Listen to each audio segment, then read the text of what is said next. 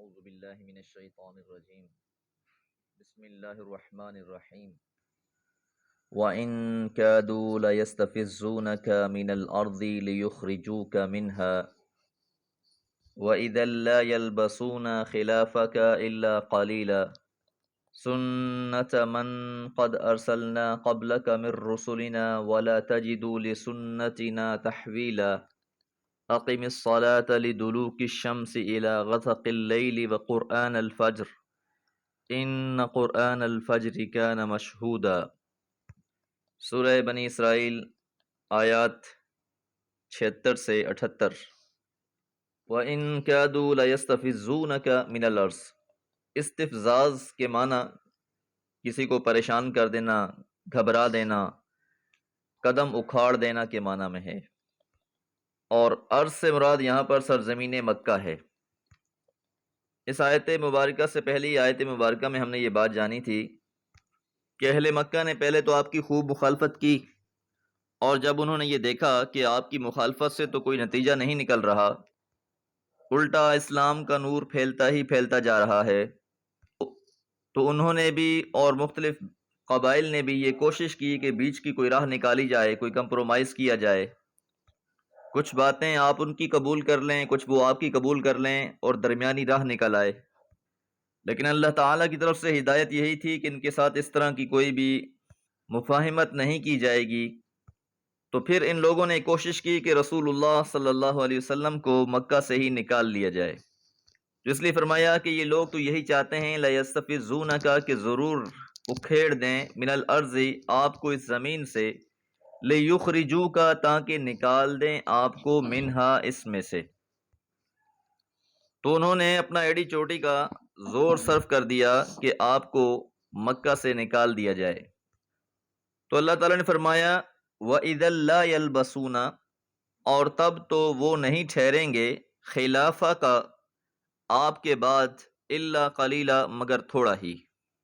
یعنی اگر آج یہ آپ کو یہاں سے نکلنے پر مجبور کر رہے ہیں تو آپ کے یہاں جانے کے بعد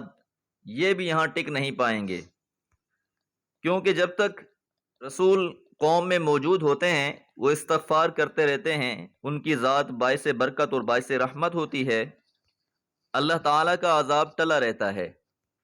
لیکن جب قوم کی روش سے تنگ آ کر وہ ہجرت پر مجبور ہو جاتے ہیں تو قوم بالکل ایک ایسے جسد کی مانند ہو جاتی ہے جو بے روح ہوتی ہے، اور پھر اس کے بعد اللہ تعالیٰ کا کوئی عذاب نمودار ہوتا ہے اور اس گند کے سارے ڈھیر کو زمین سے صاف کر دیا جاتا ہے، یا پھر اہل ایمان کی تلواریں بے نیام ہو کر ان کا خاتمہ کر دیتی ہیں، اور اہل مکہ کے اشرار لوگوں کے ساتھ یہی دوسری صورت پیش آئی۔ ان لوگوں کو غزوہ بدر، غزوہ احد اور غزوہ خندق میں ہزیمت اٹھانا پڑی اور بہت سے لوگ ان کے مارے گئے، اس لیے فرمایا سنت من قد ارسلنا، طریقہ ہے، سنت ہے من قد ارسلنا قبل کا، جن کو ہم نے مبعوث کیا، بھیجا، قبل کا آپ سے پہلے، من رسولنا ہمارے رسولوں میں سے،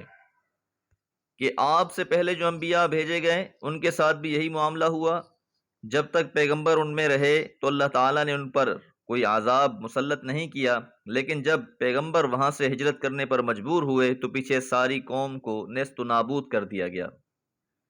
وَلَا تَجِدُوا، اور نہ پائیں گے آپ، لِسُنَّتِنَا ہمارے اس طریقے میں، تحویلا کوئی تبدیلی۔ تو واضح اشارہ دے دیا گیا کہ آپ کے ہجرت کرنے کے بعد ان کے ساتھ بھی کچھ اچھا نہیں ہونے والا، جب تک آپ ان کے درمیان میں ہیں ان پر عذاب نہیں آئے گا، اور جب آپ ہجرت فرما جائیں گے تو پھر اس کے بعد ان کی بھی خیر نہیں ہے۔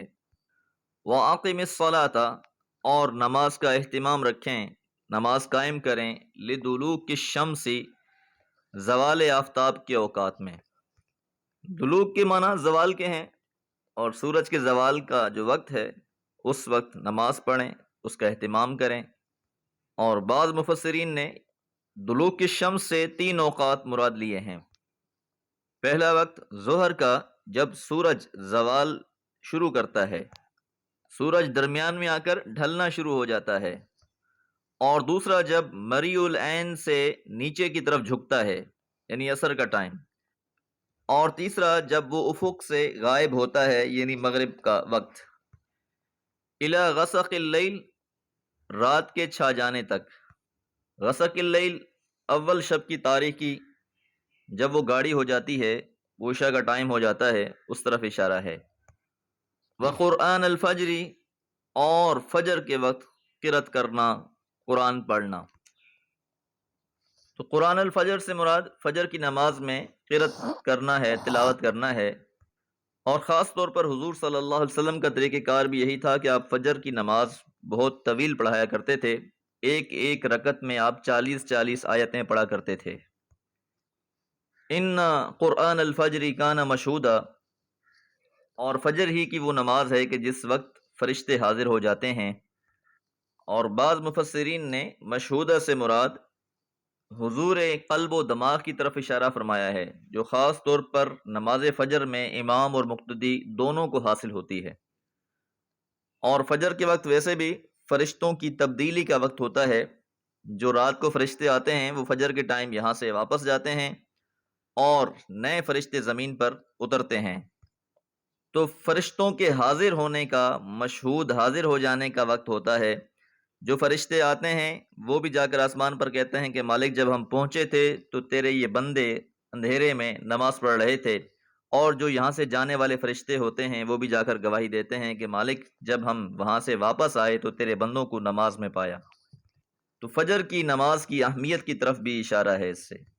اب آپ ذرا غور کریں تو دیکھیں، بات ہجرت کی ہو رہی تھی، مشرکین مکہ کے آپ کو مکہ سے نکالنے کے بارے میں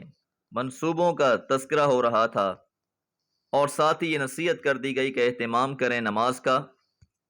تو یاد رہے کہ وَاسْتَعِینُوا بِالصَّبْرِ وَالصَّلَاةِ، کہ جب بھی انسان پر مشکل حالات ہوں، نماز بہت بڑا سہارا ہوتی ہے۔ حق کی راہ میں جو سخت مراحل، آزمائشیں آتی ہیں،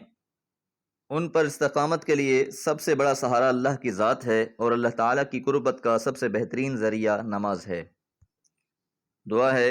اللہ تعالیٰ ہمیں حق پر قائم رکھے۔ وما علیہ الا البلاغ۔